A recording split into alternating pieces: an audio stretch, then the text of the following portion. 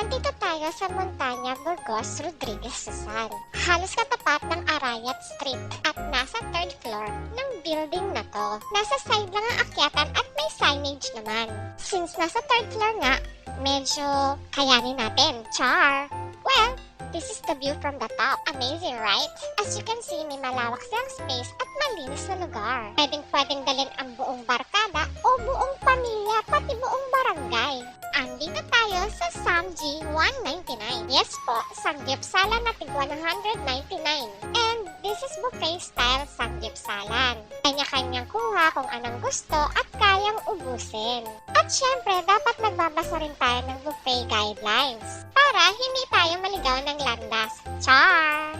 And meron din silang Anvi Chicken! Hindi po siya kasama sa buffet ibang rate po ang Anvi Chicken nila. And look! Meron din silang unlimited meat plus seafood. Galing ko na kayo sa buffet area.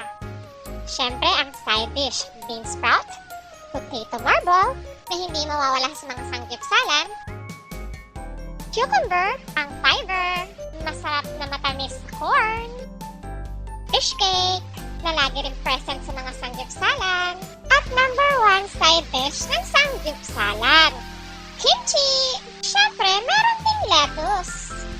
At ang mga bida, pork. Merong pork bulgogi, plain pork, at may isa pang hindi ko na kinuha kasi hindi ako mahilig sa mga flavored pork. Tingnan nyo, plain lang kinuha ko at saka mga side dishes. Kasi for me, plain pork lang. Ayos na ayos ng samgyupsal. Dito nga pala sa Samji 199, butane ang gamit nila.